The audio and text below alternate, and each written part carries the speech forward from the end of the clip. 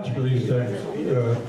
And that's a pleasant surprise because I didn't know with the virus going on and everything what we have here. Thanks as always to the Legion for being great hosts like they always are.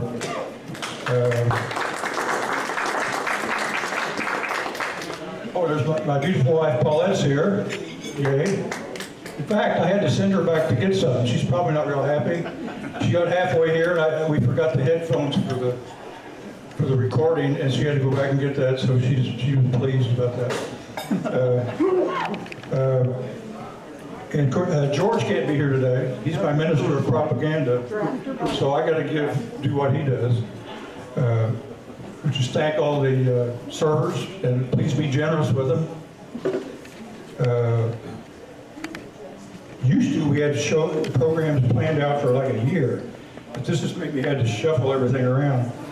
Our next program is October 27th with James Lee Hutchinson, a World War II vet. He's 95 years old, very spry, very lucid, and gives speeches everywhere. He was a B-17 flyer.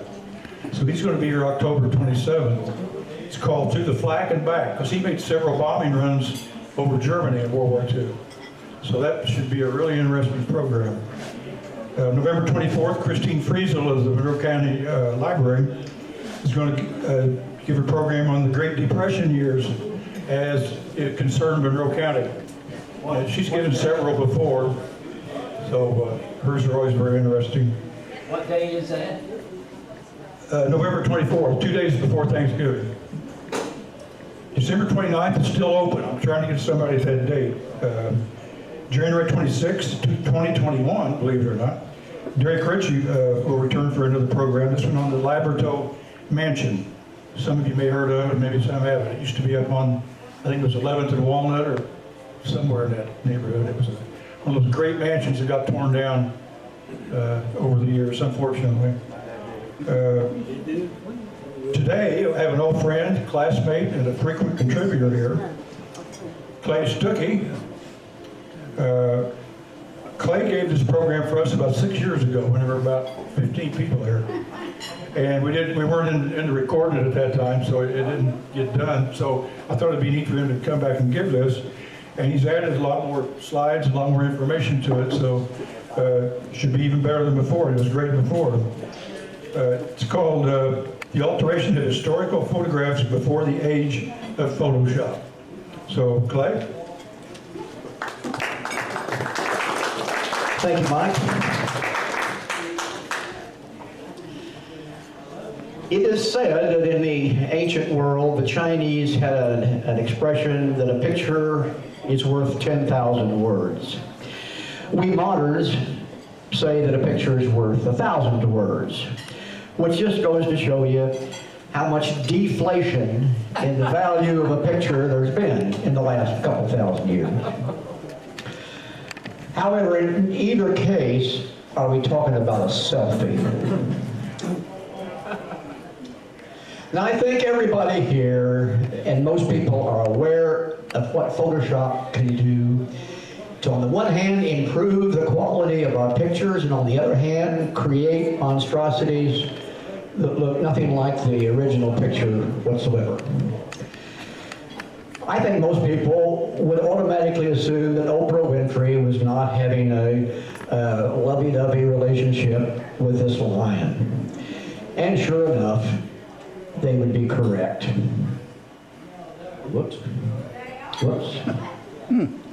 There's the Photoshop shoot, in which indeed it was a Photoshop. However, I dare say in 1989, on the cover of TV Guide magazine, nobody suspected that Oprah Winfrey's head would be on Anne Margaret's body.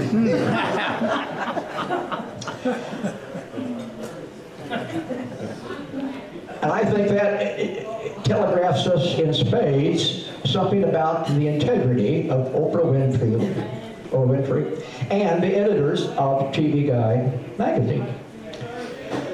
In fact, Martha Stewart couldn't avoid getting into the act, so when she was on the cover of Newsweek, she appeared, her head, on the body of some unknown model.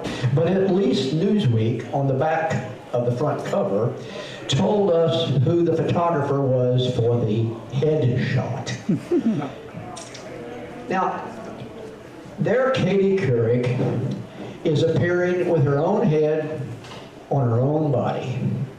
However, she decided her body was a little hefty, so she took the special Photoshop weight reduction plan and slimmed down immediately. Well, the idea of swapping heads goes way back. In the Civil War era, there were certain groups that wanted a picture of Lincoln in a full body photograph, and they did not have one available, so they borrowed John C. Calhoun's body and put Abraham Lincoln's head on it. Now, on the cover of Vanity Fair magazine, we see Photoshop run wild, and even Photoshop can go south. And inadvertently, they allowed us to know a closely guarded secret in Hollywood that very few people knew. And that was that Reese Witherspoon had 3 legs.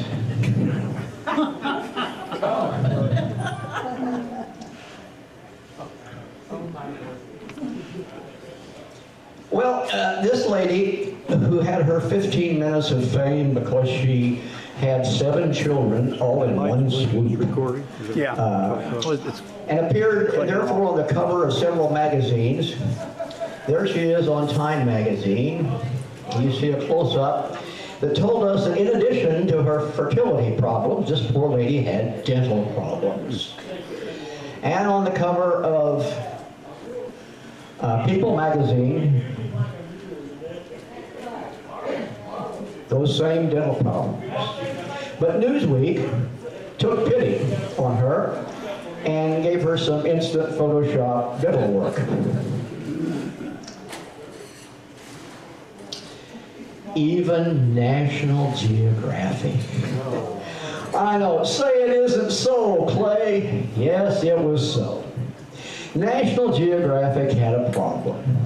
They wanted this picture on the cover of their magazine. However, this picture is in the format of panoramic, and the cover is naturally in portrait format. So, they scrunched it up, photoshopped it so it would fit.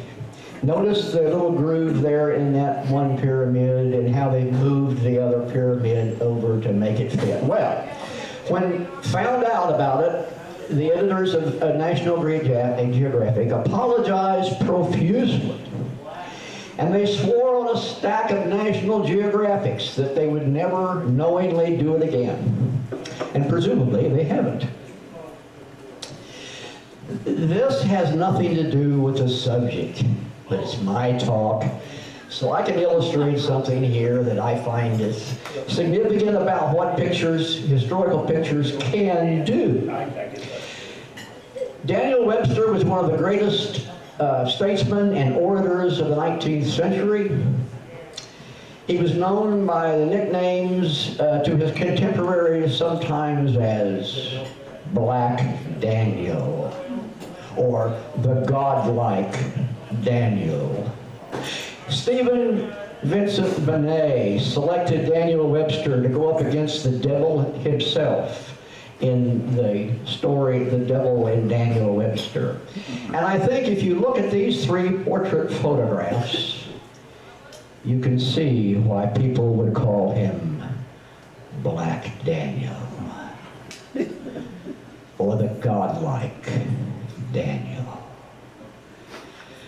Well, when photography was first invented in the late 1830s, early 1840s, they had a conundrum. Odd though it may sound, nobody, including photographers, knew what pictures, photographs, were supposed to look like. They'd never seen anything before like that. So they automatically assumed that pictures should look like what they were acquainted with, and that was paintings. And so photographers began to make photographs look like paintings. But they didn't have the technical ability to do that very well. And this is an extremely famous and controversial photograph, 1858, Henry Peach Robinson's Fading Away, where we have the daughter slowly dying in the bosom of her family. But anybody who understands the quality of the lenses and the photographic materials knows that this could not have been a picture in 1858. It was a series of several negatives put together and then rephotographed, because you did not have a lens that would allow you to have subjects in the foreground in focus and a subject in the background in focus at the same time. And you certainly couldn't have clouds being seen through the window. Oddly enough, this was controversial because the subject matter, a dying daughter, was considered inappropriate for a photograph. Apparently it was okay for a painting, but not for a photograph. Oscar Gustav Rejlander, his Two Ways of Life, had 30 negatives that were put together in order to come up with this picture, which was famous at the time. Prince Albert bought 3 copies so he could have one for each one of the primary homes of Queen Victoria. It tells the story of 2 young men who were confronted with 2 of the possible paths through life. One, the Christian Orthodox do-gooder path, and the other, the low-life bad example. However, I would like to point out that it looks to me like the guy who's going to choose the bad road is going to have a lot more fun. There were 2 versions of this, just to show how artists like to tinker with their work, even photographers. And you'll see there are 3 primary areas in this that he tinkered with that I've illustrated there. You notice those 3 areas are all different in the 2 pictures.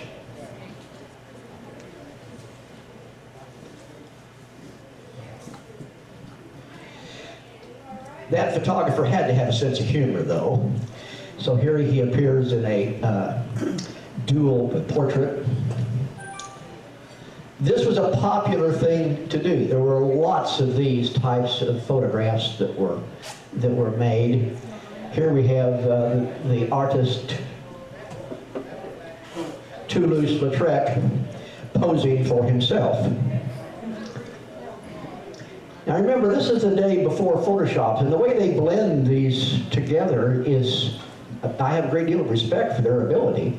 You just can't see where the dividing line is between the 2 prints. Here, this picture of the cloister of Saint-Trophime.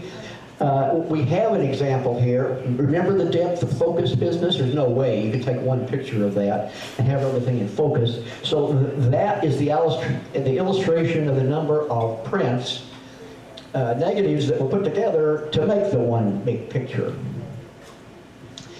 And this is an example of what I would call a montage on steroids. Each one of those individuals is a separate negative put together to create that crowd scene.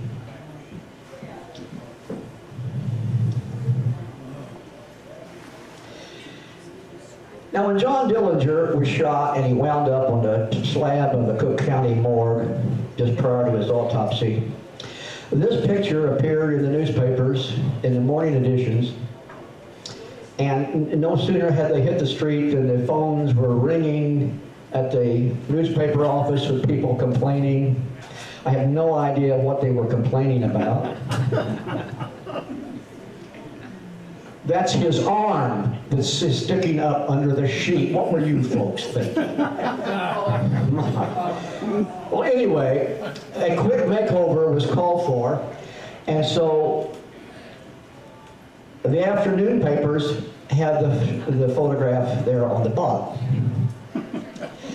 Now, the thing that intrigues me with the fellows that would do this is that it seems like once they correct the major part of a photograph that they're wanting to correct, they can't they can't hold themselves back. They have to start correcting other things too. They like to tinker with it. For example, what looks like the wing on this lady, as though she were an angel, I have no idea what it is, but it was removed, if you'll notice, down below. But he thought he'd put a hat on her. Now, why he thought she needed a hat, I don't know. But he also thought that this guy, maybe he owed him money, I don't know. But he's not going to appear in the final picture. So out he comes. George Bernard, in the Civil War, took a picture of General Sherman and the leading major generals of the Atlanta campaign. And I assure you, if you have very many Civil War books with photographs in them, some books will have one picture and some will have the other.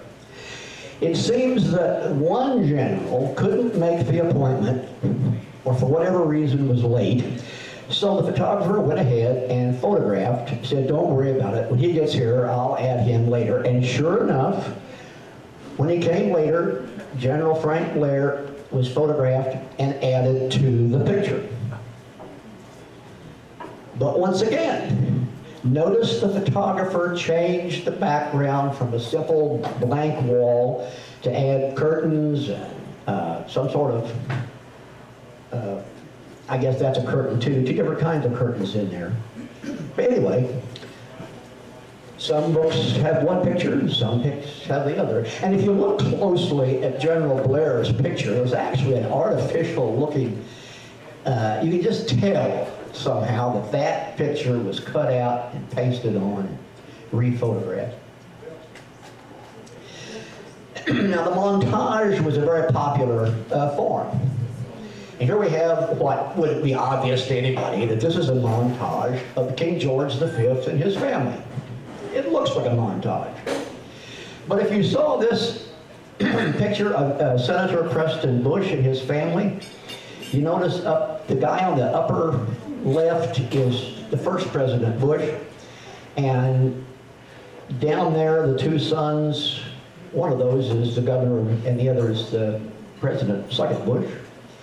Well, that looks like it might be a get-together up at Kennebunkport. But one look, if you're suspicious about such things, would tell you that's a montage. Have you all taken that one look? If the sun is represented by the arrows, you can see in some faces the sun's coming from left to right, and in the other cases it's coming from right to left, which shows you they could not have been photographed at exactly the same time. Well, that's one of the first things people look at when they're trying to decide whether something's been altered and added to or whatever, looking at the angle of the light. This is this, William Notman is the same guy who did the picture of the montage on steroids. The idea of creating what is a beautiful piece of artwork, taking a painting, which is the boat and the waves in the background, and adding each individual picture here, which was a photograph taken in a studio, and putting it all together and come up with a what would be otherwise a lovely whatever, painting, photograph, you name it. We all come away from the professional photographer with a photograph that looks a lot better than we do in real life. You remember your high school graduation photographs that might have looked better than you've ever looked before? Well, that's been going on for years. We have two examples of the before on the left and the after on the right. We also have examples of Robert E. Lee when he became famous in the Civil War, and people wanted to see a photograph of what he looked like. And all they had was this photograph on the left, and they wanted to see him in a general's uniform. So they added the uniform, which bears no relation to any uniform Robert E. Lee ever wore. It's the product of a photographer's imagination. Here we see General Braxton Bragg undergoing the same transition. taking an old picture and putting a uniform on it.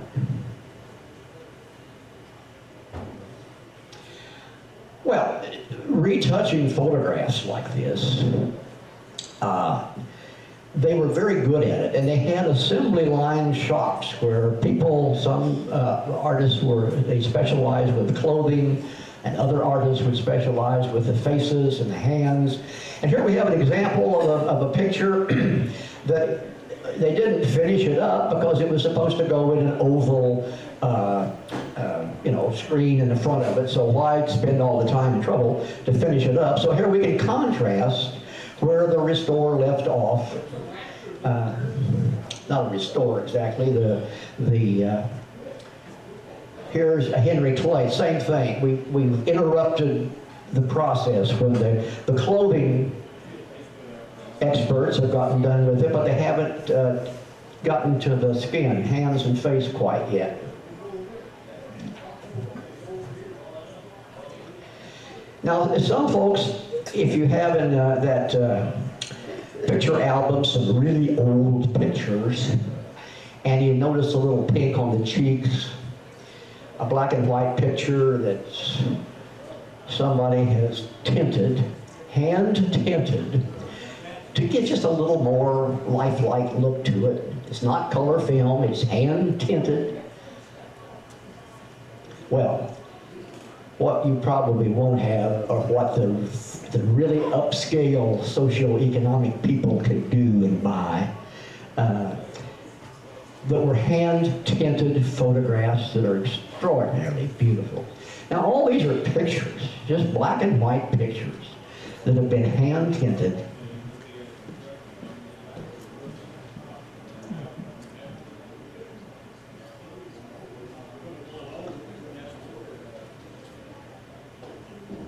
And anybody looking at those who did not know would automatically assume that was fine color photography. They didn't have color photography back then.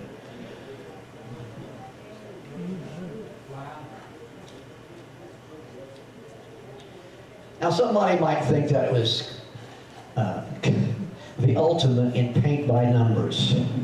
And in a certain sense it is, but I dare say the ones doing the painting were a lot more skilled than any paint by numbers.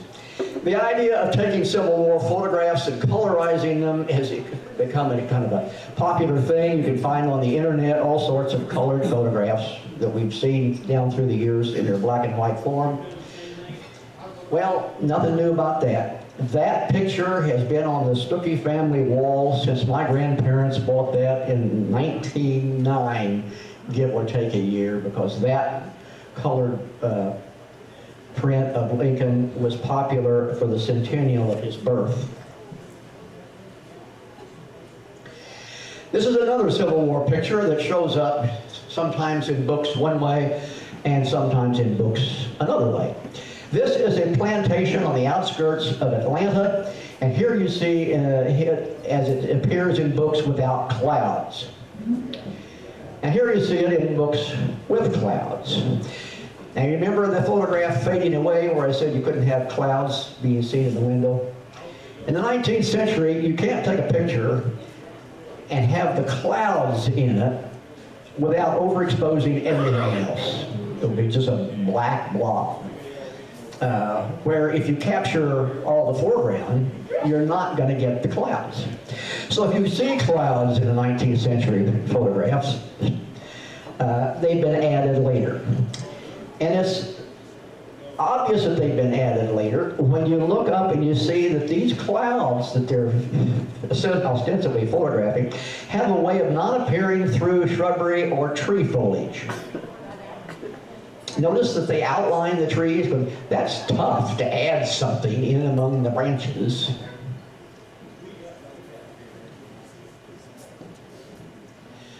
On the other hand, this is a famous cloud study by Gustave Le Gray in 1856-7. Notice in the three pictures, the foreground's all different, but the clouds are the same.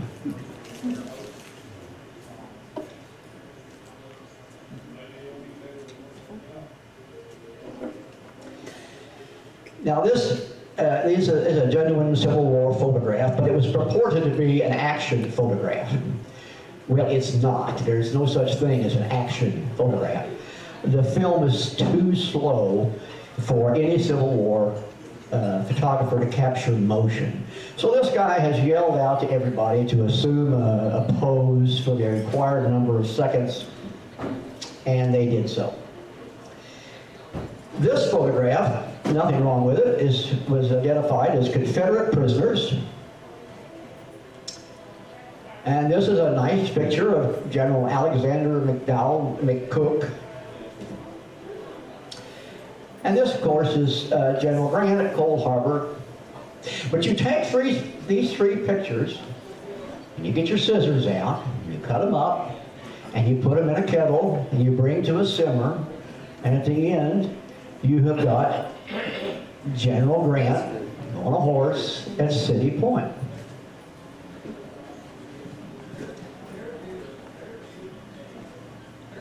So we've taken General McDowell and his horse and body with the background of Confederate prisoners and put Ulysses Grant's head on it. Oh, the wicked web we weave when we practice to deceive. Now this ostensibly is a group of dead Confederate soldiers at Gettysburg. Now there's a problem with this. Dead soldiers don't move from one picture to the other unless they have been moved. But these guys are changing the positions of the individuals themselves. That is a dead Civil War soldier. Now, one thing about it that we know right off is the first thing they do after a battle is collect all the firearms. It's important to recycle those. So what Civil War photographers did in their photographic wagons was have a prop, a Civil War musket that can be put in the picture to provide verisimilitude. Well, this is one of the most famous Civil War photographs. It was at Gettysburg. It's called Sharpshooter's Last Sleep. This is a dead Confederate who supposedly was behind these rocks with that same rifle, by the way, or musket.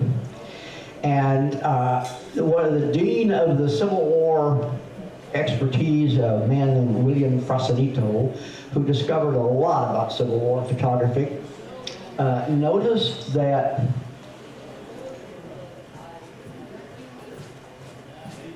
there was this other photograph taken that he could identify, looking very closely, as the very same body. And here's we have the same musket in the picture. All God's pictures got to have a musket in it.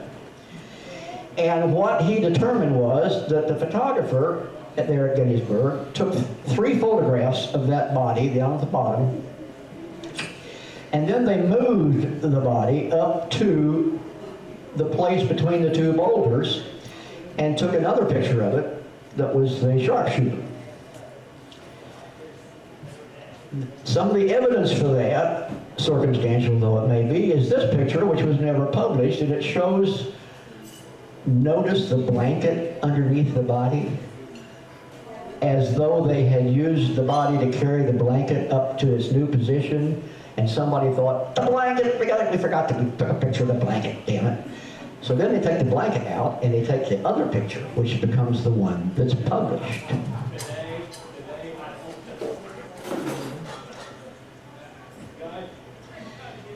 Now, Alexander Gardner, he was lucky to get to the battlefield at Gettysburg early while there were still dead bodies around to photograph.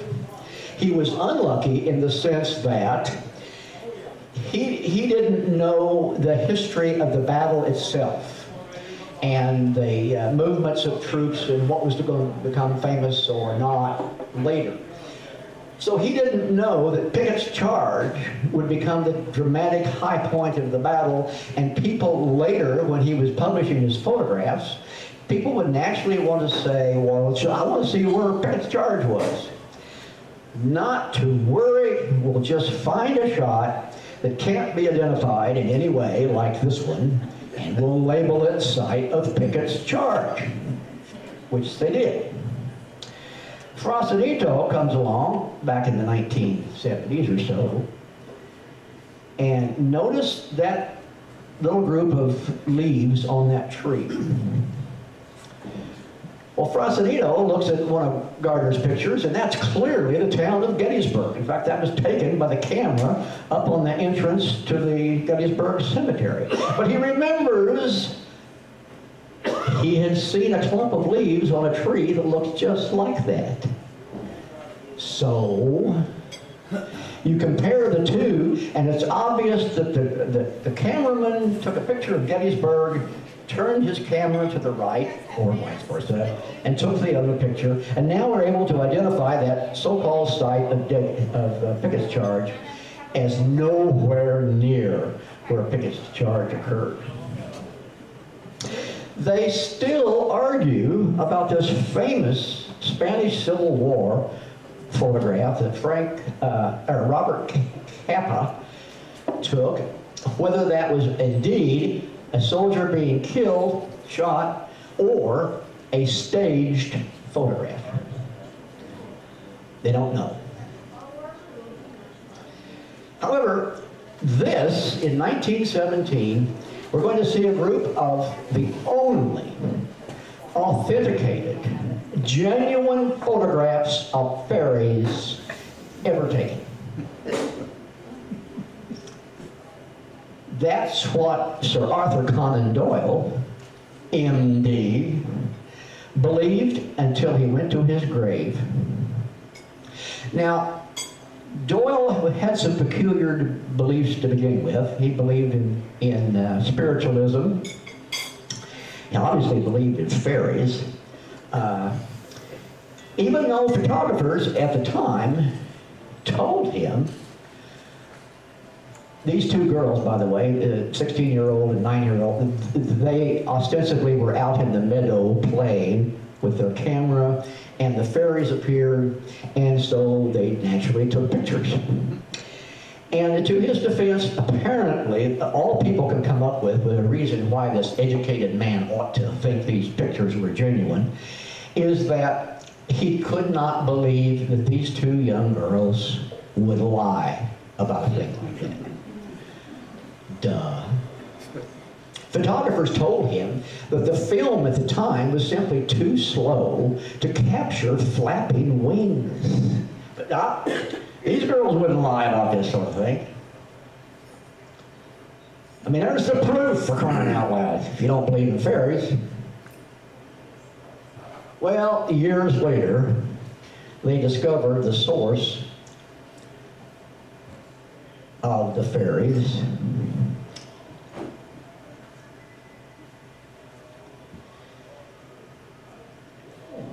Speaking of spiritualism, William Mumler, probably the most infamous of the spirit photographers, of which Mrs. Lincoln was very much enamored of, took photographs, double exposures, in which they convinced gullible people with money that they would demonstrate to them a picture of their departed loved ones that still hovered around them, extending their loving arms, blah, blah, blah, blah. And here we have some examples of spirit photographs.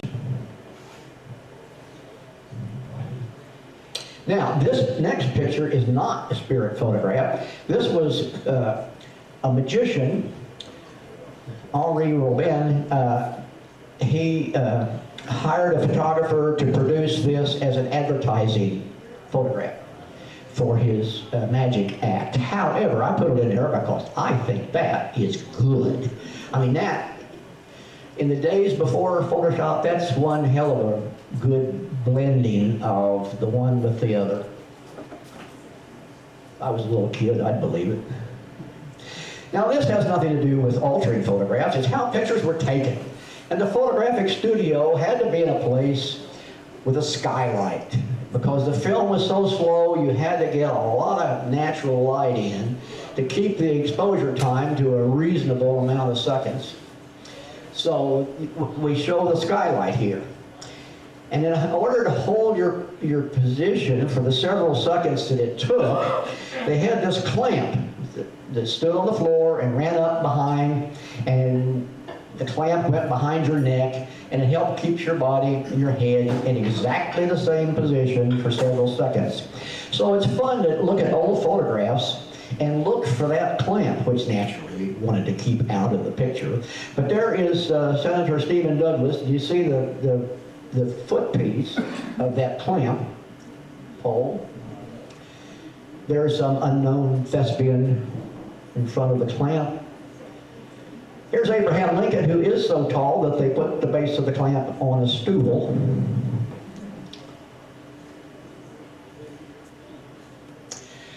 Now this is indeed the only genuine picture of Abraham Lincoln's body lying in state. It was unknown till 1952 that it existed. Even though unscrupulous photographers took pictures of bodies that they would claim was Abraham Lincoln and try to make a fast buck off of it. The one on the right, I would have found very persuasive.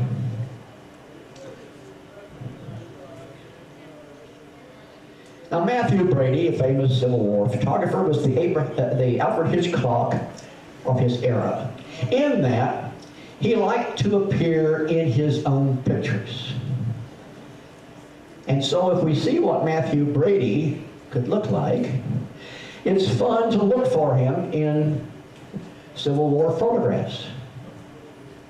And there he is. And there he is.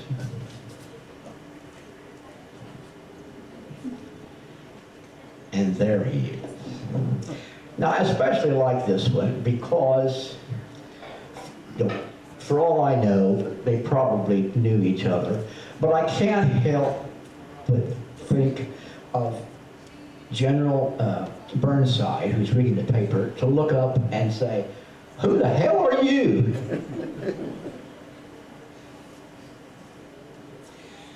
This is my favorite Civil War photograph.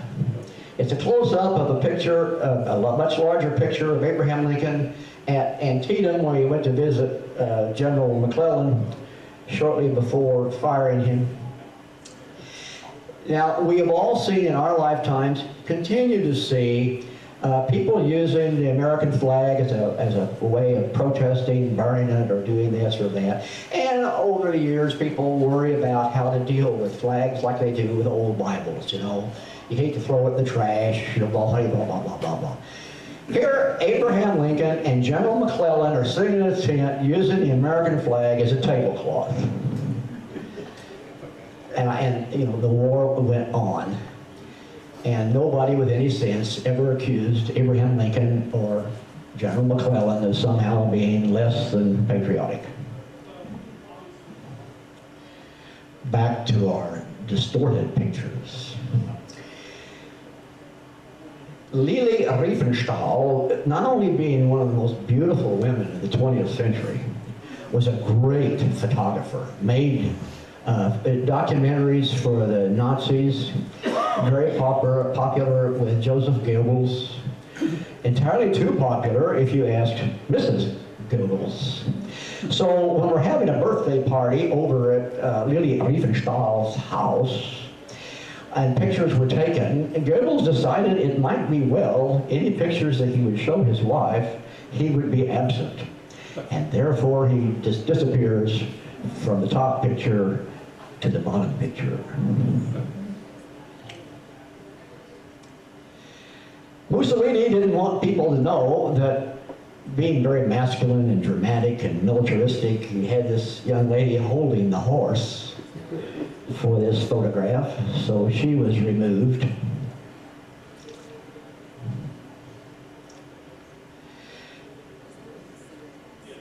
And the Soviets, they had a cottage industry of removing people from pictures. There were, every time a cosmonaut was killed in a rocket accident. They went back and removed that cosmonaut's picture from all the group photographs of cosmonauts. I mean, he ceased to exist to history as far as photography was concerned. Now, the two guys, maybe a guy and his wife, in the back seat of this car in the history of communism in Russia, for some reason, they fell into disfavor, and so the guys to the far right were moved over in front of those people so they no longer existed.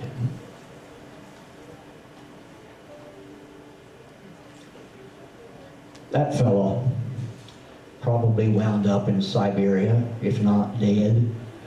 But he certainly wound up somewhere besides in that picture. And this poor fellow, he probably fell in the river, because he's not there on the picture to the right. And the guy over at the very far left, he disappeared. He doesn't really look important enough for anybody to care. I mean, he looks like somebody that just happened to be standing on the street when he took that picture, but obviously they cared. But this fella, immediately to our right of Stalin, with the white shirt, coat, tunic, whatever, boy, he fell into disfavor. He had to go, so he moved the guy on the far right here, moved him over next to Stalin. They put me on the spot. And this really took work. Alexander Dubček, resigning as premier of Czechoslovakia, here he is, and he has to go. Well, that's a crowd scene, and so when we get done with that, down below, look how we've actually had to move the house over in front of the other building.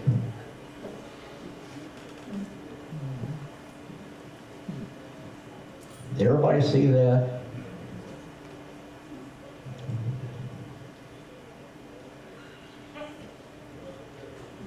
Now, the Chinese were just as bad as the Soviets were. There's a guy who disappeared.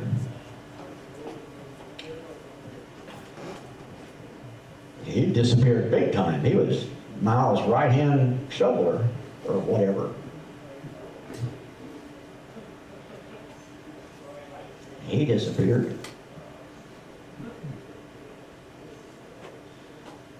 The guy laying there on the ground, I'll show you a close-up of that.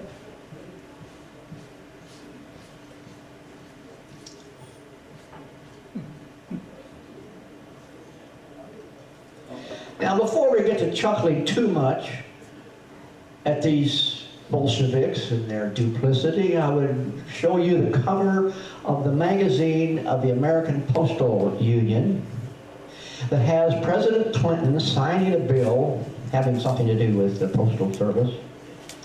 And right next to him, there is the head of the Postal Union, which looks good on their magazine, except that's not what was taken. That is actually the body of the representative from the Virgin Islands with the head of the Postal Union. Now there we see the original photograph on the left and the doctored photograph on the right. Now they've taken his head and they've tilted it the other way and put on the other body. And not only that, they've taken the lapel button and changed it a little bit and taken the handkerchief out of his pocket, and they've darkened his white shirt. But you see, it's the same picture with a different head and slightly other thing. Remember how we started off this program? I told you that the technical name for this is lying. Now, Before Photoshop, there was ways to tinker with pictures. I've proven that to you. And they can be done in a whimsical sort of way like this. Or they can be done in an evil way like this. To the right is the United States Senator from Millard Tidings from Maryland, a very liberal Democrat, in an election. And this is Earl Browder, the head of the United States Communist Party. Well, the Republican McCarthy supporters took the one picture of the communist, blended it with the picture of Tidings, and down below we have this tete-a-tete between the Democrat and the head of the Communist Party. And Senator Tidings won the election. Whether the photograph had anything to do with it or not, I don't know. But it's disgusting. Now, to get things closer to home, in my research into the history of the West Baden Springs Hotel, I encountered a lot of photographs, and I was able to also find a lot of negatives to some very important photographs. Wait a minute, we'll get to that. I want to talk about circuit photography first. Excuse me.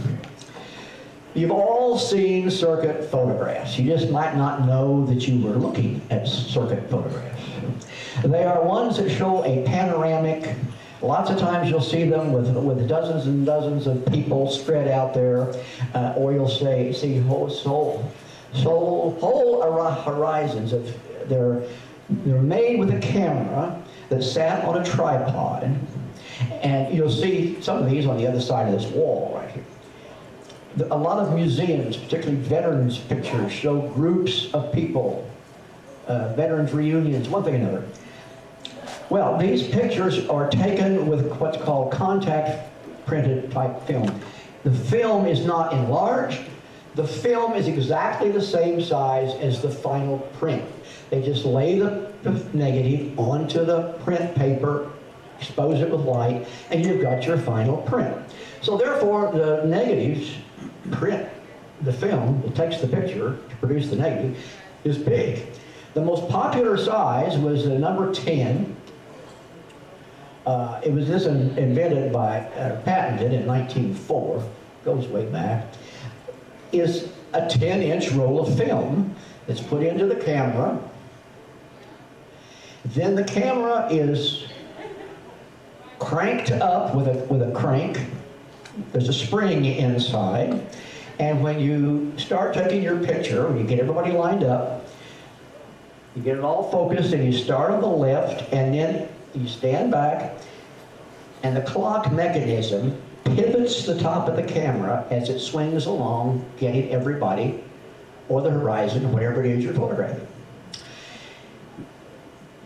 And somebody in the know knows that if they are in the left side, the left end of the group, they can run quickly around behind, either running behind the photographer actually, or running behind the group, and be at the other end when the camera finally gets there, and they have their picture twice in the same picture. As we see that this fellow has done. And generally when this happens, you will see the guy in his picture on the right has this grin on his face that looked like the cat that ate the canary.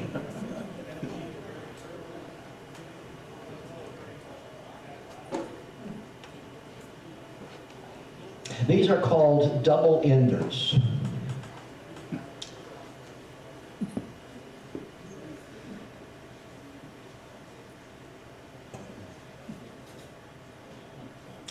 I got a book on circuit photography and immediately looked through looking for double enders, as anybody would who knew about the phenomenon, and singled this out as, yep, that's one of the double enders. And then when I went back and looked more closely at the photograph, dumb me, I saw that this was an annual International Twins, Identical Twins group photograph.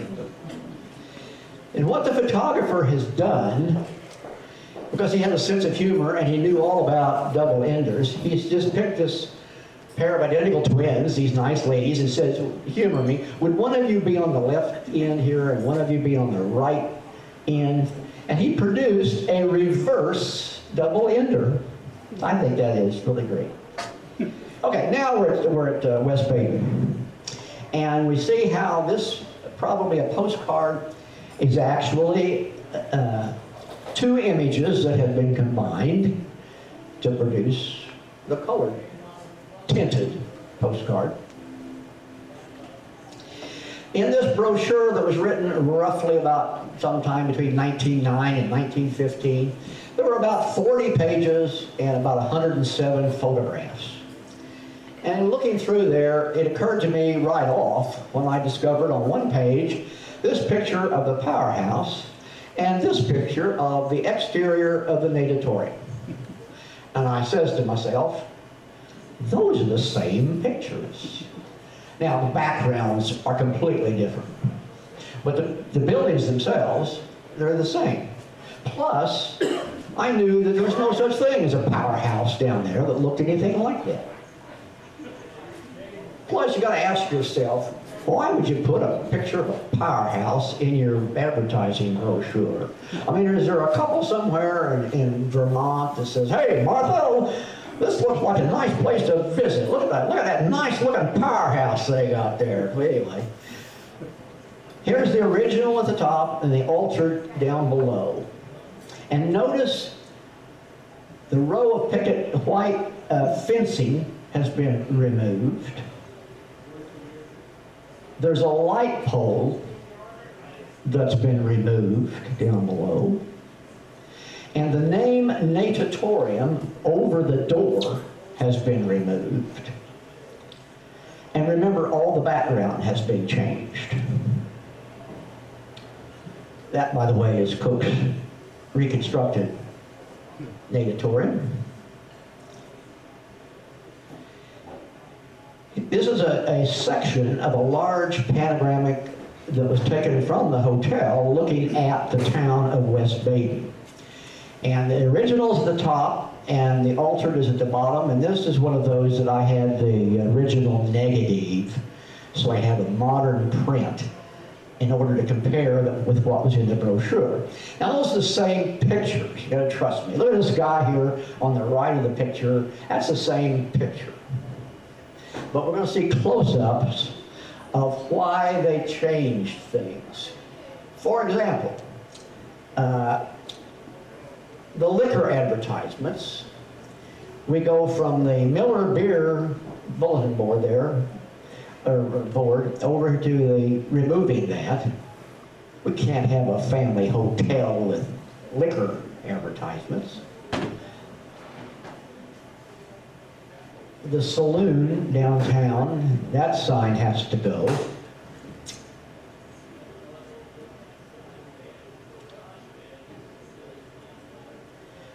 We have to take the snow off the bank, the debris out in the foreground, and a row of advertising signs along the bottom of that building, left center. Those have all been removed, and a bunch of shrubbery has been planted in that bottom photograph.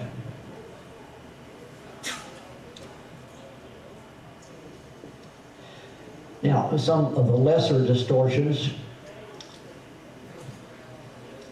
Remember, there was a golf course down on the ground level there at West Baden. So we've taken out the path.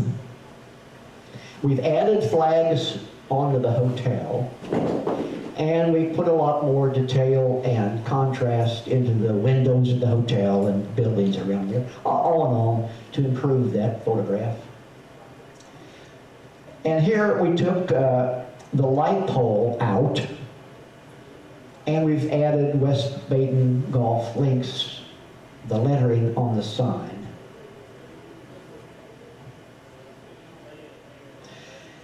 Now, this is a page from that advertising brochure. Look at the picture, upper left, the Hygeia Spring. That's a painting, folks, that's not a picture. And I'm going to argue that the springs on the upper right and the lower one are the same spring. We know that that was a spring because there's a picture of it. And we compare that to the picture of it in the brochure, sure enough, it's the same spring. There's no question about it. There's nothing altered. It's two different pictures of the same spring. And where that spring was located can still be there. If you walk out into the park area, just to the south of the main drag into the hotel, you can see remains that were uncovered by Cook, but nothing that was ever built there. And it is rapidly silting in as we speak with the floods every spring. So anyway, now we're going to compare closely those two springs. And remember, the top is a genuine photograph. Look at the trees. The trees are the same in both pictures. Every branch that appears in both of them is the same branch.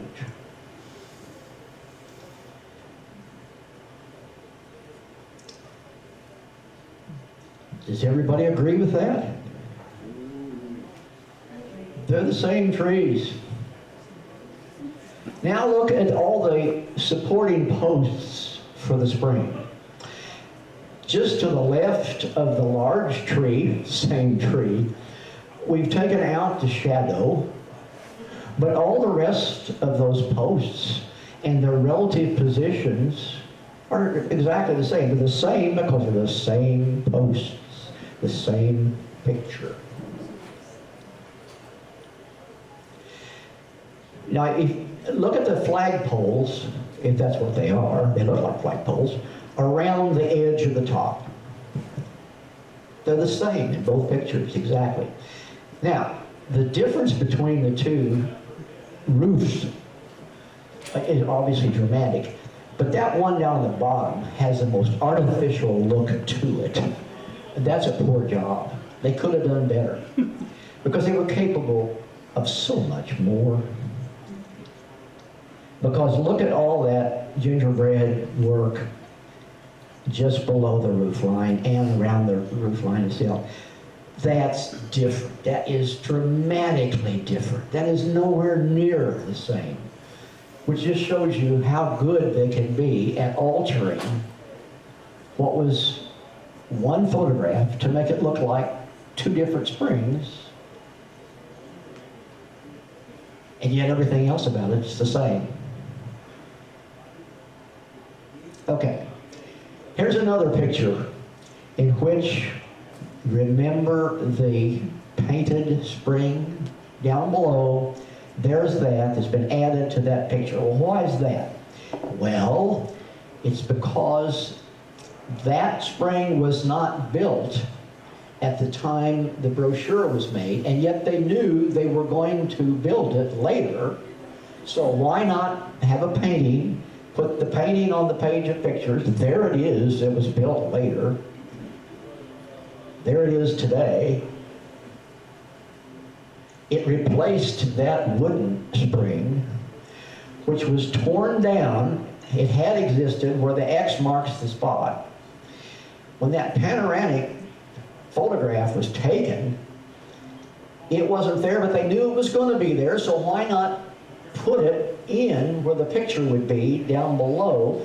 Because by the time people got around to showing up, it would be built. I can understand that. Now, if you ever stumble on a picture of the West Baden Hotel and notice inside the dome, look at the pictures of blimps, birds, balloons that had been painted on the dome of the hotel. Now, I am 99% sure those were actually painted on the dome of the hotel, and these are not altered pictures that were put later. So, where photography is concerned, seeing is not always believing. And it never was. And that's the program.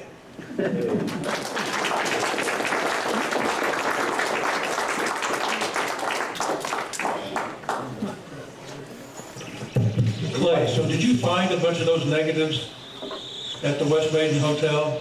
No, I found those in the attic of a man in French Lick. How many of them were there roughly? There were 15 circuit negatives and about 50 8 by 10 glass plate negatives.